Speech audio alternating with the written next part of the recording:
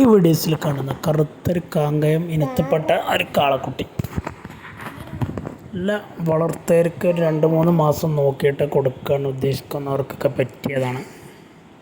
നല്ല തീറ്റയും വെള്ളം കൂടിയാണ്. അതുപോലെ ചെറിയ പാർട്ടിക്കാർക്കൊക്കെ ഉദയത്തിനും അക്കീക്കത്തിനൊക്കെ അനുയോജ്യമായതാണ്.